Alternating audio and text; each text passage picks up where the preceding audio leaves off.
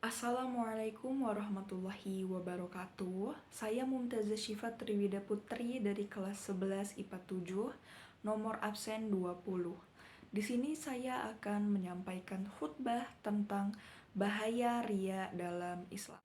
Innal hamdalillah nahmaduhu wa nasta'inuhu wa nastahdihi wa nashkuruhi wa na'udzu billahi min syururi anfusina wa min sayyiati a'malina man yahdihillahu fala mudhillalah wa man yudlil fala hadiyalah wa asyhadu an la ilaha illallah wahdahu la syarikalah wa la mathilaha wa la didda wa la niddalah wa asyhadu anna sayyidina wa habibana wa azimana wa qaidana wa qurratu ayunina Muhammadan abdullahi wa rasuluhu wa sofiyuhu wa habibuhu sallallahu wasallama wa ala kulli rasulin arsalah. Ma'asyiral muslimin rahimakumullah. Alhamdulillahirabbil alamin. Segala puji bagi Allah Rabbul Alamin yang telah menganugerahkan kepada kita semua nikmat-Nya yang tak terbatas. Dengan rahmat dan karunia-Nya semata ini kita bisa berkumpul dalam kesempatan kali ini. Sholawat serta salam semoga senantiasa tercurahkan kepada Nabi yang mulia Muhammad SAW, keluarganya, para sahabatnya, dan siapa saja kaum muslimin yang mengikuti sunnah Nabi Muhammad SAW dengan penuh keikhlasan hingga akhir zaman. Asyhadu an la ilaha illallah wa asyhadu anna Muhammadan abduhu wa rasuluh. Bismillahirrahmanirrahim. Ya ayyuhalladzina amanu taqullaha haqqa tuqatihi wa la tamutunna illa wa antum muslimun. Artinya, wahai orang-orang yang beriman, bertakwalah kepada Allah Subhanahu wa Ta'ala sebenar-benar takwa kepadanya, dan janganlah kamu mati kecuali dalam keadaan muslim. Surat Ali Imran ayat 102. Khutbah kali ini membahas tentang betapa bahayanya riya atau pamer dalam hal ibadah. Berdasarkan hadis Rasulullah SAW, riya bahkan termasuk dalam syirik kecil. Bahkan nanti di akhirat Allah akan meminta orang-orang yang riya balasan akan amal mereka dari orang-orang yang dipameri tersebut saat di dunia. Dengan memahami bahaya riya, tentu kita sebagai umat muslim juga paham akan upaya menghindari penyakit hati yang merusak amal kebaikan. Apalagi di tengah teknologi yang semakin canggih ini, sosial media yang semakin banyak digunakan, dan ini biasa menjadi tempat riya itu berada. Terkadang kita pun tanpa sadar mengunggah sesuatu hal yang pada akhirnya justru menjadi riya. Untuk itu perlu kita pahami dan hindari sifat-sifat riya agar tidak menjadi penyakit hati. Ini semua bisa terobati dengan ikhlas beramal.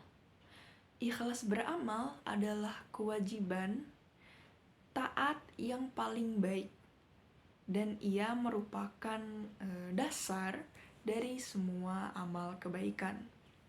Jika amal itu lepas dari ikhlas, maka amal itu tidak berguna lagi dan tidak ada pahalanya untuknya di dunia dan akhirat. Bahkan tidak adanya ikhlas dalam beramal bisa dikategorikan sebagai asyirik al-asghar atau yang artinya syirik kecil. Inilah yang disebut riya atau pamer amal kebaikan. Riya termasuk penyakit hati yang sekaligus dapat menghapus pahala amal kebaikan kita. Riya berasal dari bahasa Arab ra'a yara ruyan waruyatan yang artinya melihat. Menurut istilah, riya adalah memperlihatkan diri kepada orang lain agar keberadaannya baik ucapan, tulisan, amal, perbuatannya diketahui semua orang. Riya juga dapat diartikan sebagai sikap yang ingin dipuji atau disanjung orang lain atas perbuatan yang telah kita lakukan. Orang yang berbuat riya tersebut termasuk golongan orang yang celaka. Ulama-ulama Sufi'i mengingatkan kepada kita tentang bahayanya riya. Huwa summun qatilun muhbitul lil amli, yang artinya adalah riya adalah sebuah racun pembunuh yang merusak pahala amal kita. Terkait dengan hal tersebut, maka berhati-hatilah dan berperilakulah dengan cerdas agar kita tidak terjerumus pada perilaku riya itu. Imam Al-Ghazali menerangkan bahwa riya adalah sifat seseorang yang mencari kedudukan di hati orang lain dengan memperlihatkan suatu kebaikan. Beliau merangkumnya menjadi 3 tingkatan. Yang pertama adalah riya yang paling berat, yaitu memperlihatkan kebaikan kepada orang lain dengan tujuan untuk meloloskan diri dalam berbuat kemaksiatan. Riya yang kedua adalah memamerkan kebaikan kepada orang lain dengan tujuan untuk mendapatkan urusan duniawi, baik itu harta maupun tahta. Riya yang paling ringan, yang ketiga, adalah memperlihatkan kebaikan kita karena khawatir akan dipandang jelek oleh di mata orang lain. Akan tetapi selama tujuan memperlihatkan kebaikan tersebut supaya bisa dicontoh dan menjadi motivasi bagi orang lain untuk berbuat kebaikan pula, maka hal itu diperbolehkan dalam syariat. Syekh Hasan Al-Basri berkata, sesungguhnya merahasiakan amal itu lebih bisa menjaga amal itu sendiri. Akan tetapi menampakkan amal juga mempunyai manfaat. Oleh karena itu Allah Ta'ala memuji terhadap orang-orang yang merahasiakan amal baik maupun yang menampakkannya jika tujuannya baik pula. Mengingat zaman sekarang adalah zaman yang dimana setiap orang mudah untuk memperlihatkan kebaikannya di media sosial dan dapat menyebarkannya kepada khalayak orang umum. Maka solusi supaya kita dapat terhindar dari sifat riya tersebut adalah dengan menanamkan tujuan yang baik di dalam hati kita, supaya kebaikan yang kita lakukan bisa ditiru oleh orang lain dan menjadi motivasi bagi mereka untuk melakukan kebaikan tersebut. Menurut Ali bin Abi Thalib, ciri-ciri orang riya terdapat dalam jiwa seseorang.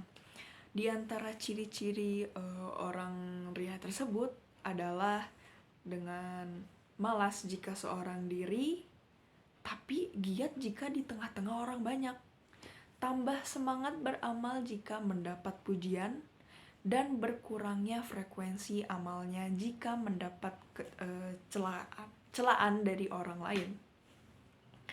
Dalam buku Quran Hadis yang ditulis oleh Muhaimin itu dikatakan bahwa mendekatkan diri kepada Allah dan mengingat namanya setiap saat akan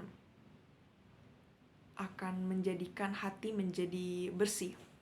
Riya juga dapat dihindari dengan cara meluruskan niat baik melakukan segala sesuatu karena Allah Subhanahu wa Ta'ala. Selain itu, berbuat sewajarnya dan tidak membicarakan perbuatan yang telah dilakukan juga dapat menjadi cara untuk menghindari munculnya penyakit hati ini. Perbuatan riya dilarang dalam Islam. Bahkan, ria disebut termasuk dosa dari jenis syirik. Semoga Allah Subhanahu wa Ta'ala melindungi kita semua dari perbuatan ria dan penyakit hati lainnya. Amin ya robbal alamin. Sekian khutbah dari saya. Semoga apa yang saya sampaikan bermanfaat bagi kita semua. Subhanakallahumma wa bihamdika asyhadu an la ilaha illa anta astaghfiruka wa atubu ilaik.